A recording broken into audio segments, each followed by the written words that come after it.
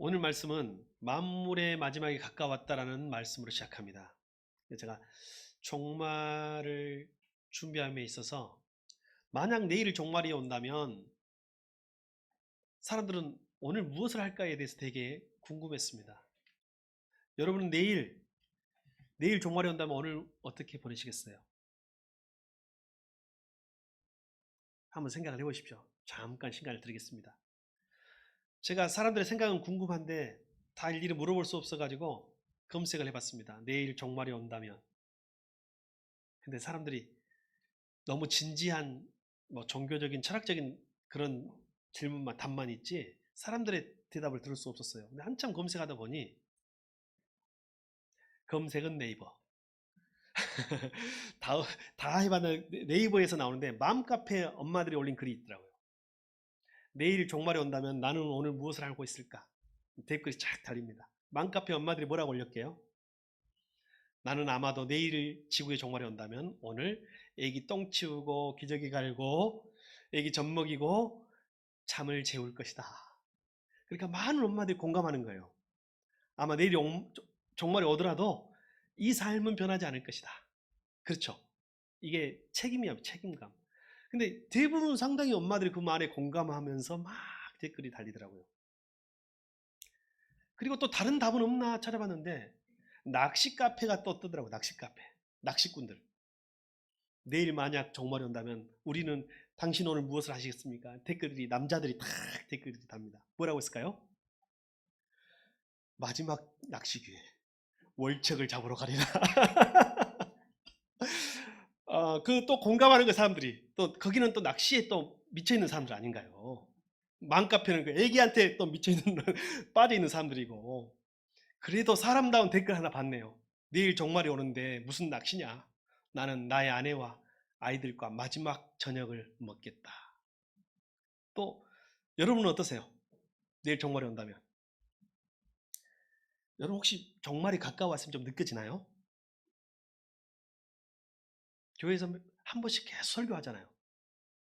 계속 종말이 왔다고 하고 마지막이 가까웠다고 하는 느껴지십니까? 혹시 그렇게 생각이 되십니까?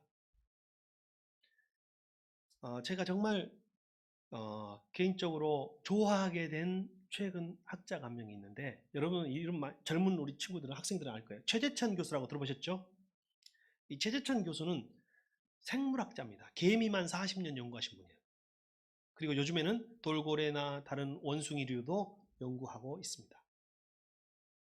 그리고 개인적으로 요즘 유튜브 채널도 해가지고 우리가 친숙하게 만날 수 있어요.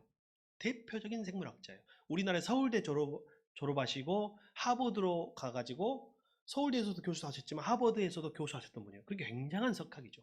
생물학계에서는 아주 유명한 세계적으로 유명하신 분이세요. 그분이 거의 아마 은퇴하신 것 같은데 지금은 그 이화여대 에코학부에서 강의를 하고 계셔요. 에코가 좀 생소하시죠? 에코를 번역하면 생태라고 번역할 수 있어요. 생태학부. 생태하니까 뭐 동태, 명태 할 때 생태 아닙니다. 이 생태는 환경을 말하는 겁니다. 환경. 뭐 환경학부라고 할 수가 있어요. 그러면 생물학자가 어떻게 생태학자가 됐을까? 그리고 제가 또 이 최재천 교수를 좋아하게 된 이유가 자연에서 많은 순리와 통찰력을 발견해내더라는 거예요. 이분이 우리나라 호주제가 지금 폐지된 거 아시죠?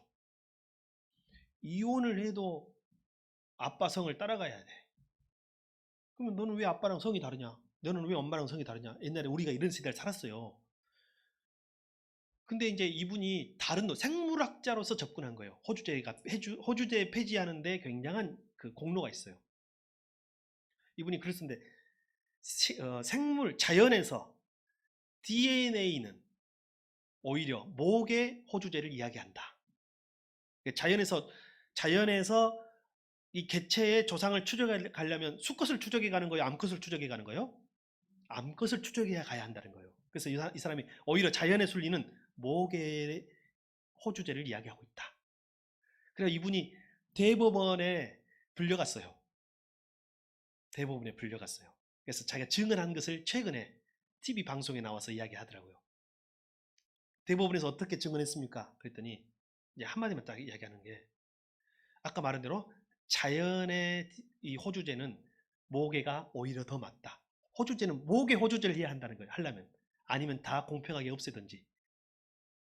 우리나라 유림들이랑 난리가 났답니다. 2005년에.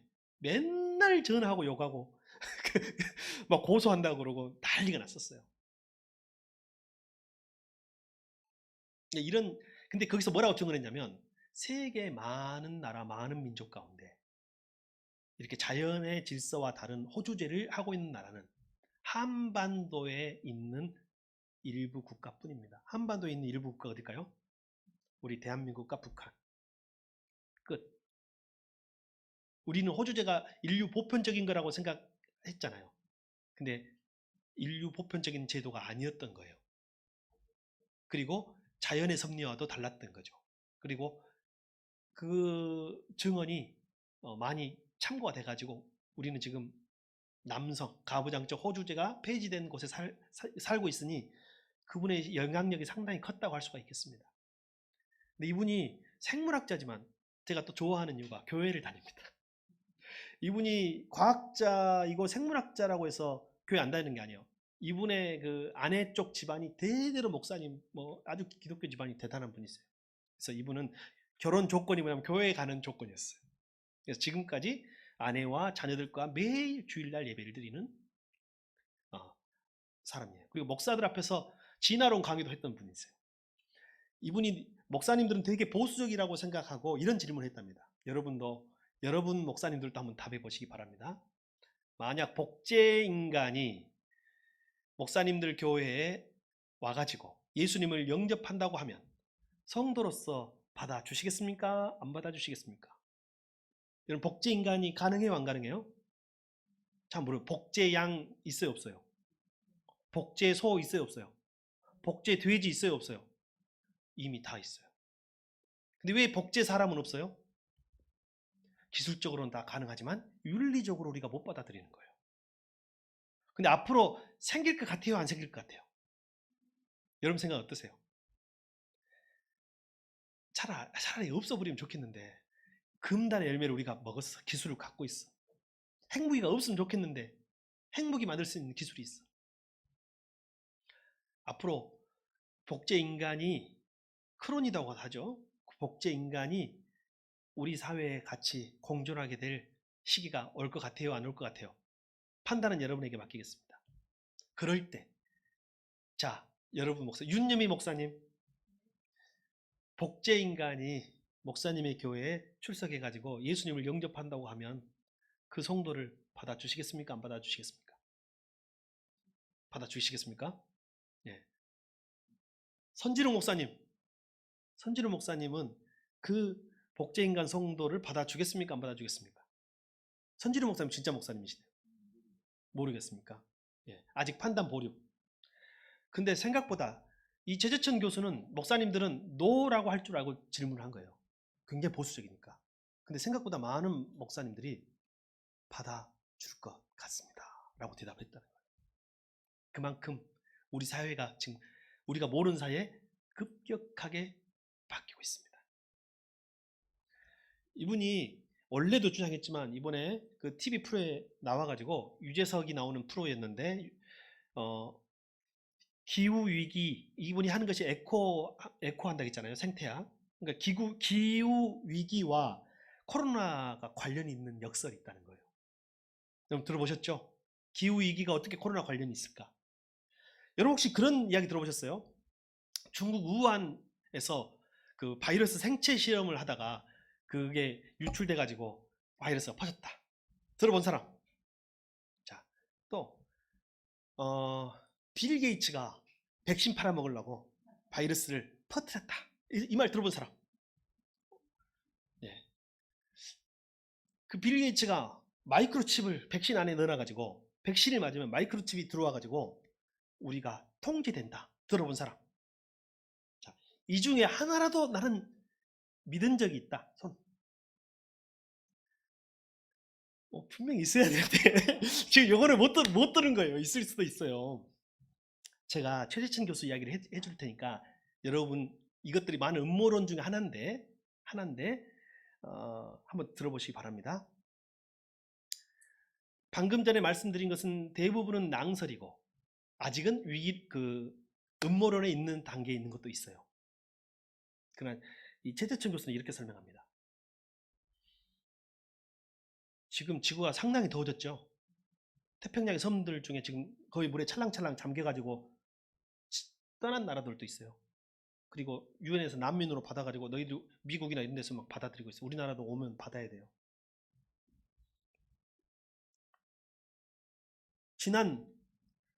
전 지구상에 그건 모르셨죠? 여러분, 그 코로나 바이러스가 어떤 동물로부터 왔다는 말은 들어보셨어요?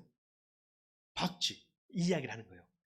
지구상의 박쥐는 대부분 열대지방에 산답니다. 한 1500종 된답니다. 1500종 되는 박쥐가 지구상의 거의 열대지방에 사는데, 문제는 지금 지구가 더워져가지고 열대지방에만 살았던 박쥐가 과거의 온대 지역으로 옮겨 이사 오고 있어요. 아주 큰 군락지가 전 세계적으로 한 6개, 7개 정도 있는데, 그 중에서 가장 큰 군락지가 아시아의 중국 남부에 있답니다. 그 중국 남부에 그 열대 박쥐가 이주해 왔는데, 지난 100년 동안에 새로운 종이 40종이 발견됐대요. 그냥 물어볼게요. 박쥐 한 마리당, 한 종당 보통 한 두세 종류의 코로나 바이러스를 갖고 있답니다. 여러 바이러스 중에서도 코로나 바이러스만 두세 개가 있어요. 실제로. 그러면 40종이 중국 남부로 들어왔으면 몇 종 정도가 들어왔을까요? 그냥 대충 산술적으로 한 100여 종, 100종 정도의 코로나 바이러스가 들어온 거예요. 그것이 100년 동안 지금 살고 있었어요. 그 중에 한 100여 종 정도의 코로나 바이러스 가운데 우리 인간하고 합이 맞는 것이 하나가 딱 있었어. 잘 맞는 것이. 그것을 우리는 무엇이라 부른다? 코로나19라고 부른다. 이게 정통 생물학자의 주장이에요. 만약에 지구가 온난화되지 않고 뜨거워지지 않았다면 코로나 바이러스가 발생하지 않았을 수 있다 없다? 있다는 말을 기후학자나 이 생태학자 입장에서 한 것입니다. 근데 더 심각한 것은, 문제는 지구상에 1500종 가까이의 이 박쥐가 존재하는데, 이 박쥐 한 종당 한 두세 종의 코로나 바이러스를 갖고 있다면, 코로나 바이러스 종류가 총 몇 종류 정도 되는 거예요? 한 두세 종류라고 했을 때 1500 곱하기 한 2나 3하면 얼마예요? 4500종 정도의 코로나 바이러스가 있으니 앞으로 코로나 바이러스가 더 올 확률이 있다 없다? 높다 낮다? 네, 결코 피해갈 수 없을 것이다. 이게 그분의 주장이자 기후학자들의 주장입니다. 이분은 왜 은퇴했음에도 생태학자가 됐느냐? 지구가 거의 끝나간다는 것을 알려주기 위해서요. 그리고 지구를 지켜가야 된다는 것을 학자적 사명을 갖고 말해주기 위해서라고 이야기하고 있는 거예요. 자연과 올해 북극에 30도까지 올라갔었대요. 북극이 우리나라 여름처럼 그래서 빙하가 엄청 또 녹았다는데요. 또 하나, 생물 다양성이 지구 위기, 지구의 종말과 관계가 있다. 인간의 종말과 관계가 있다. 생물 다양성이 뭐냐면, 여러분 생물체들이 멸종해 가고 있는 거 아신가요? 지금으로부터 1만 년 전에 지구상에 수많은 생명체가 살고 있었고, 수많은 동물만 생각합시다. 동물이 살고 있었는데, 수많은 동물 중에 인간은 몇 퍼센트 정도 됐을까요? 이게 제가 이제 교수님의 말을 인용한 거예요. 몇 퍼센트? 수많은 동물 중에 인간은 1% 정도 해당됐대요. 1%. 지금은요, 2022년 5월 달에는요, 인간이 키우는 가축 동물들이 지구의 97%에서 99%를 장악해버렸대. 그러니까 생존에 있는, 지금 야생에 살아있는 동물들은 10,000년 전에 비해서 한 1, 2%만 존재하고 있는 거예요. 그것도 지금 사라져가고 있어요. 그게 다 사라지면 인간도 어떻게 될까요? 인간이 자연 속에 들어가고 자연을 침범하고 자연의 영역을 다 빼앗았어요. 10,000년 동안. 그리고 한 1, 2% 남겨놨어.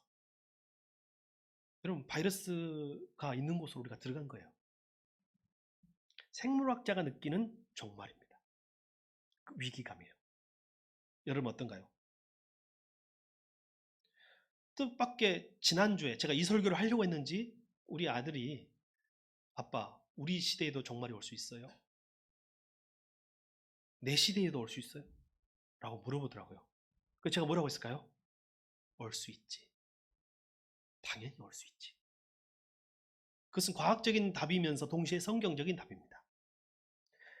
과학자들이, 과학이란 말이 존재하기 전부터 성경은 벌써 신약 성경에 2000년 전부터 만물의 마지막이 가까웠다고 증언하고 있습니다. 2000년 그 이전 훨씬 전부터 선지자 시대부터 구약 시대부터 이미 여호와의 날, 심판의 날, 종말의 날에 대하여 예언되어 있습니다. 여러분 어때요? 저와 여러분이 얼마나 회개해야 되냐면요. 이 땅의 그리스도인들이 얼마나 회개해야 되냐면 일반 생물학자, 생태학자보다도 종말에 대하여 둔감한 시대에 살고 있는 그리스도인이라는 거예요. 노아의 때 사람들처럼, 예수님 시대 사람들처럼. 종말은 먼 미래의 것이 아닙니다. 내일도 올 수 있습니다. 그러면 오늘 마지막인 것처럼 살아내는 저와 여러분이 되시기를 축복합니다. 자, 한번 고백합니다. 오늘 예배는 나의 마지막 예배. 오늘 예배는 나의 마지막 예배. 자, 인사합시다. 천국에서 봅시다. 시작. 천국에서 봅시다. 의미가 달라지는 거예요.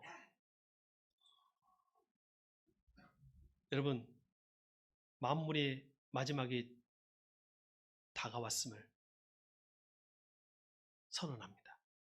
이제 우리는 어떻게 해야 될까요? 자, 성경 봅시다. 베드로전서 4장 7절 한번 읽어주십시오. 시작.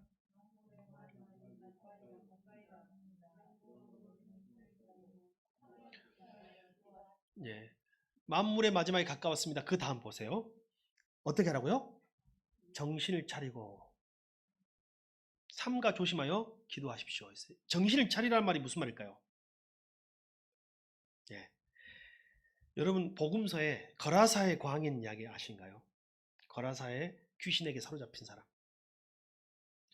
예수님이 거라사의 광인을 찾아 거라사 지방으로 가십니다. 이방 지역이에요. 그곳에 너무 강력한 귀신에 사로잡혀서 사람들이 감당할 수 없어서 쇠사슬로 묶어놓은 사람이 있었어요. 근데 때때로 쇠사슬을 풀어버리고 자기를 해치고 남을 해치는 사람이기도 했어요. 그 사람이 귀신에 사로잡혀 있었는데 예수님이 그를 찾아가서 그를 자유롭게 해주고 치유해 줍니다.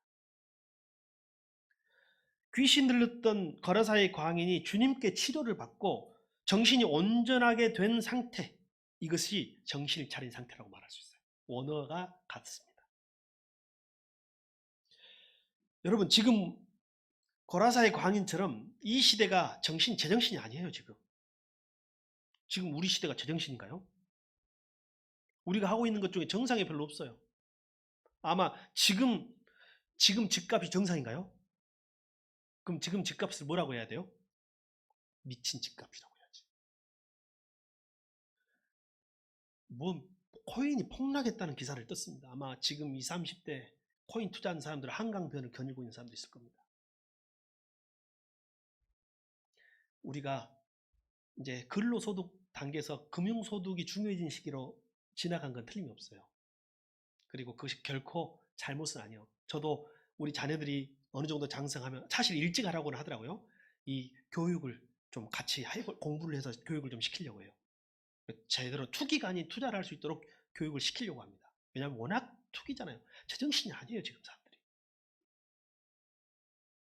코로나 이후로 정신이 우리가 하나도 없어요. 믿음도 버리고 집값은 아니 어떻게 몇 천만 원, 몇 억 하는 것이 몇십억 할 수가 있어요. 몇 년 사이, 2, 3년, 몇 년 사이에. 미쳐 있는 거죠. 이것은 이 시대가 분명히 무엇에 사로잡혔냐면 거라사의 광인은 귀신에게 사로잡혀 귀신 주인 노릇을 하고 있는 것처럼 이 시대는 물질에 사로잡혀 만몬신, 만모니즘, 귀신, 만몬 귀신 사로잡혀 정신을 잃은 세대인 거예요. 말세 때는. 그래서 우리에게 하신 말씀이 먼저 뭐 차려라? 정신 차려라. 너를 사로잡고 있는 것으로부터 벗어나라. 투기하지 말고 투자해라. 학생들은 온통 입시에 사로잡혀 있어요.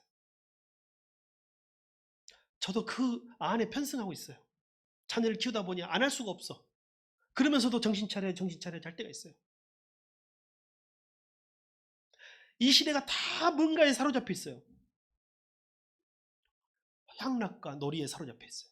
재미를 추구하고 있어요.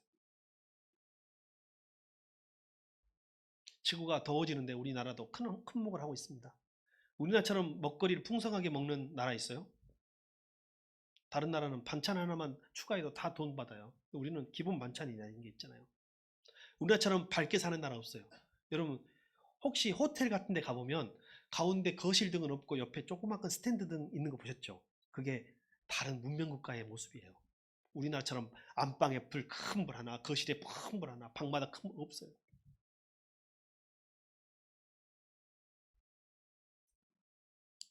우리가 뭔가에 지금 미쳐있어. 말세를 준비하는 성도는 정신 차려야 됩니다. 한번 옆에 이야기해야 돼요. 정신 차립시다. 시작. 정신 차립시다. 낮에는 일에 미쳐 있고요. 밤에는 놀이에 미쳐 있어, 이 나라가. 외국인들이 요즘에 유튜브에 나와가지고 한국이 좋은 이유, 한국이 다른 나라하고 다른 이유 이렇게 인터뷰하는 그 유튜브 많이 뜨죠? 여러분 많이 봐요, 안 봐요? 네. 얼마나 기분이 좋아지지 몰라. 그것을 전문용어로 국뽕이라고 합니다. 국뽕. 한국 좋아요. 한국에 살고 싶어요. 근데 그들이 한국과 당신의 나라가 뭐가 다른가에 꼭 빠지지 않고 나온 것이 한국은 밤에 안전해서 돌아다닐 수 있어요. 24시간 불이 켜져 있어요. 24시간 편의점, 24시간 배달 음식, 치킨, 야식. 한국이 너무 살기 좋아요. 대부분 인터뷰한 사람들은 외국의 젊은이들이에요. 저도 좋긴 하지만 여러분 일본이 국뽕 때문에 지금 망하고 있어요. 그게 원래 일본에서 했던 거야 그것이. 근데 우리나라에 요즘에 그거 하면 다 조회수 올라가니까 하고 있죠. 그 말이 무슨 말이에요? 안전하다는 것에 초점을 맞추면 우리가 넘어갈 수 있지만 그러면 24시간 불이 밝혀 있다는 것은 그 밤에 사람들이 어디가 있다는 거예요? 집에 들어가야 할 남편이 집에 안 들어간 거예요. 집에 들어가야 할 자녀들이 집에 안 들어간 거예요. 집에 있어야 할 주부가 집에 없는 거예요. 그게 24시간 불이 밝혀져서 좋은 게 아니라 밤에는 불이 꺼져야 돼요. 밤에는 어디에 불이 켜져야 돼요? 집에 불이 켜져야 돼요. 우리 시대가 미쳐 있어요. 이 종말의 시대의 성경은 정신을 차려라. 정신을 차려라 말하고 있습니다. 또 하나 두 번째, 자 정신을 차리고 삼가 조심하여라는 말이 있는데 개역 성경에는 저 말이 어떻게 표현되냐면 근신하여라고 돼 있어요. 공동 번역에는 마음을 가다듬어라고 돼 있어요. 저 근신하다, 삼가 조심하다라는 말은 뭐냐면 술 취해 있으니 깨어나라는 말입니다. 뭔가에 취해 있는 거야 이 시대가. 마귀와 귀신에게 사로잡혀 있던 뭔가 하나님이 아닌 다른 것에 사로잡혀 있는 것처럼 이 시간 우리에게 사로잡혀 있는 것이 뭐냐면 우리가 잠자고 있는 거예요. 영적 잠을 자고 있는 거예요. 술에 취해가지고 영적 잠을 자고 있어요. 깨어있으라는 거죠. 아마 이 말을 한 베드로 사도는 깨어있으라 정신을 차려라 이 말이 굉장히 더 다른 사람보다 마음에 와닿는 분이세요. 여러분 베드로는 깨어있지 못해가지고 얼마나 많은 패배감을 느낀 사람인지 아시죠? 주님이 한밤중에 겟세마네 동산에 가시면서 베드로를 데리고 가시잖아요. 주님은 내일이면 십자가를 지는 거예요. 오늘 나와 함께 같이 기도해 주라. 근데 베드로는 콜콜콜 잠을 잤어. 나와 함께 한시도 깨어 있을 수 없더냐? 한 시간도 깨어 있을 수 없더냐? 주님이 책망하시던 것이 귀세게 쟁쟁해요 귀에. 그때부터 베드로는 자기가 깨어서 기도하지 못했을 때 믿음에 넘어지고 예수님을 부인하고 예수님을 팔아넘기고 예수님이 십자가 지고 그 높은 그 깊은 실패를 경험한 후 깨어있으라는 말의 의미는 다른 사람과 사용하는 그 수준과 농도가 다를 거예요. 오늘 베드로 사도가 깨어있으라 근신해라 말하고 있습니다. 조심해라 정신 차려라 말하고 있어요. 여러분 이 시대를 보자. 이 시대를 사람들이 마치 거라사에 귀신 들린 사람들처럼 그들과는 다를 바 없는 것처럼 살아가고 있어요. 낮에도 제정신이 아니고 밤에도 제정신이 아니고 낮에는 일에 미쳐 있고 밤에는 놀이에 미쳐 있어. 이 시대가 어찌 소돔과 고브라의 시대와 노아의 홍수 때와 같지 않다고 말할 수 있겠습니까? 성경은 선언합니다. 만물의 마지막이 가까이 왔다. 여러분, 이 미친 세상에서 정신을 차리기 위해서 성경은 하나를 권면하고 있습니다. 뭐라고요? 기도해라. 저는 여러분에게 선언합니다. 기도해야 합니다. 베드로, 한시도 깨어있을 수 없었던 베드로가 깨어있지 못할 때, 기도하지 못할 때 수많은 고통과 아픔을 경험한 후 성경에 보면 베드로는 사도행전 1장 14절에 전무하여 기도에 힘썼고, 사도행전 3장에는 시간을 정해놓고 기도했어요. 정한 시간에 기도했다고 했어요. 주님이 떠나신 이후 모든 시련을 그들은 기도함으로 이겨냈던 사람이에요. 그리고 마지막 기도하지 않았을 때는 이길 수 없었으나 그가 기도하는 사람이 되었을 때는 로마에서 십자가를 거꾸로 질 기회가 생기잖아요. 거절하지 않아요. 그때는 우리 주님이 십자가에 바로 돌아가셨는데 내가 어찌 우리 주님과 같이 돌아갈 수 있겠소? 죽을 수 있겠소? 나는 십자가에 거꾸로 못 박아 주시오.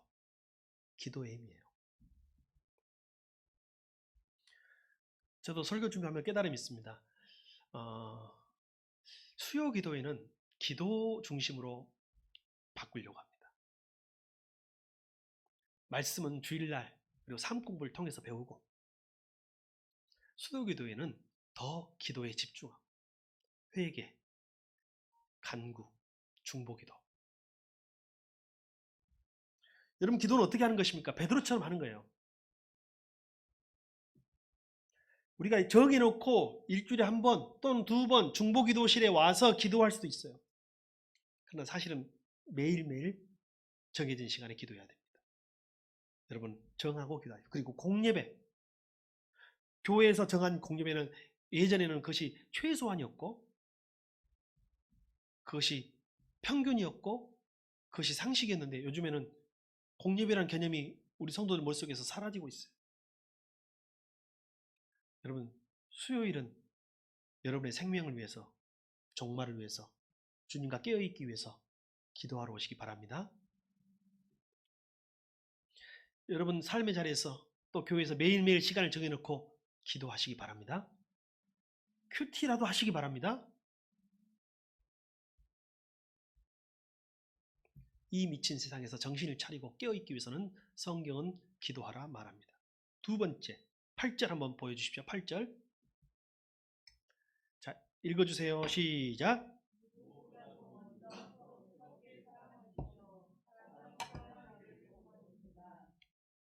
말세 준비하려면, 내일이 마지막이라면 성경 뭐라고? 뜨겁게 사랑하십시오. 여기서 뜨겁게라는 말이 개역성경은 열정적으로, 열심으로 라는 뜻이에요. 그리고 공동번역에는 진정으로 사랑하라고 했어요. 이 말은 무슨 말이냐면, 열심으로 뜨겁게라는 말은요, 운동선수가 내일 시합날인데 오늘까지 준비할 때 그 열정으로 하라는 뜻입니다. 여러분이 올림픽 준비하는 선수입니다. 내일 시합이 있어서 여러분 체중을 관리하는 개최하는 격투기 선수나 이런 선수들은 체중을 관리해야 되잖아요. 어떻게 하는 줄 알아요? 체중 개최할 때 들어봤죠, 여러분? 만약에 몸무게 재고 체중이 높으면 안 되니까 그러면 아예 시합에 못 나가는 거예요. 체중 조절할 때 물 먹을까요, 안 먹을까요? 물도 안 먹어. 물도 안 먹으면 오줌도 안 나와. 몸에 물이 다 말라요. 근데 마지막 그 순간에 몇 g이 초과돼가지고 500g 초과돼가지고 시합을 못 나가겠어요.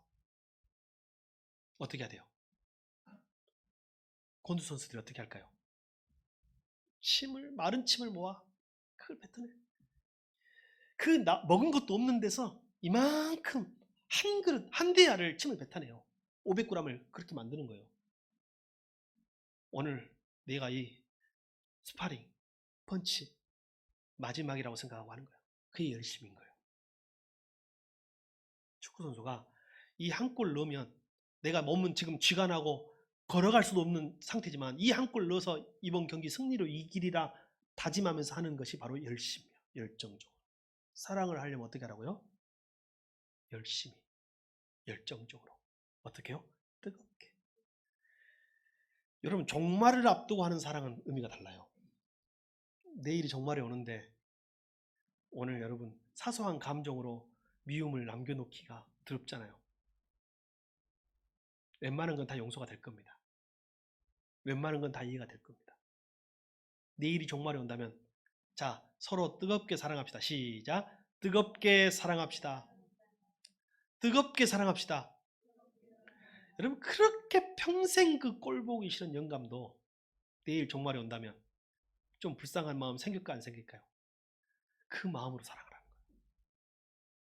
내일이 항상 우리 모두에게 있는 게 아니에요. 그렇게 말 듣지 않는 자녀도, 속상하게 하는 자녀도 오늘이 마지막이라면, 내일이 마지막이라면 뜨겁게 사랑할 수 있을까요, 없을까요? 더 뜨겁게 사랑할 수 있으리. 사랑은 뜨겁게 하라. 서로를 위하여 뜨겁게 하라. 마지막 때를 준비하는 마음으로 최선을 다해서 사랑하고, 마지막을 준비하는 마음으로 최선을 다해서 기도하고, 마지막을 준비하는 마음으로 최선을 다해서 섬기고 봉사해라. 이게 오늘 마지막을 앞두고 있는 성경의 메시지입니다. 자, 마지막 10절 한번 읽어봅시다. 10절. 자, 세 번째 마지막 메시지 시작.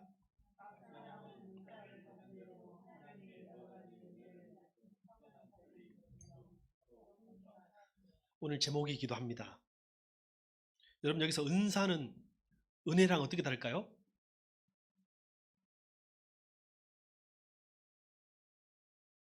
은사는 은혜랑 어떻게 달라요? 은사하고 은혜는 비슷해요. 약간 다를 뿐이에요. 은사는 우리가 보통 말하는 카리스마예요. 카리스마. 선물. 은혜는 카리스예요. 다시 말하면 은사는 은혜로 주어진 선물이에요.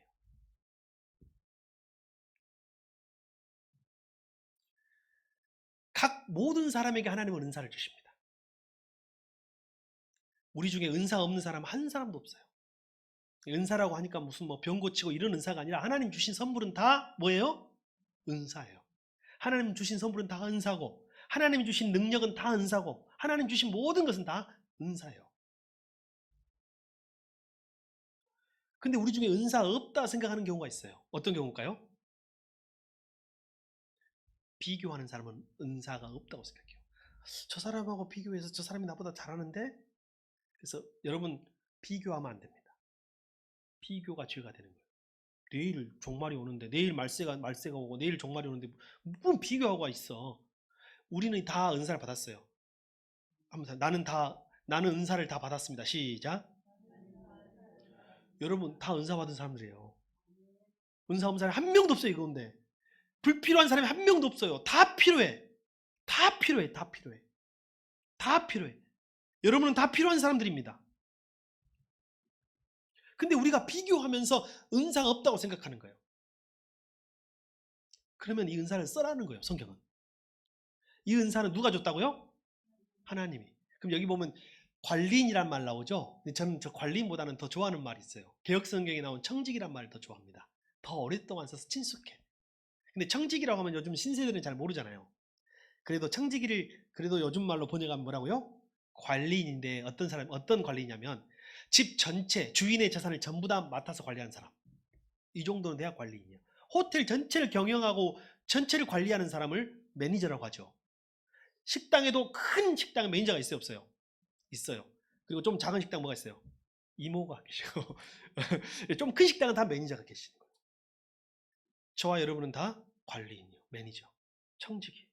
근데 우리가 받은 것은 여러분 그 청지기 것이에요? 아니면 주인 것이에요? 주인이 없어도 매니저가 다 운영하잖아요.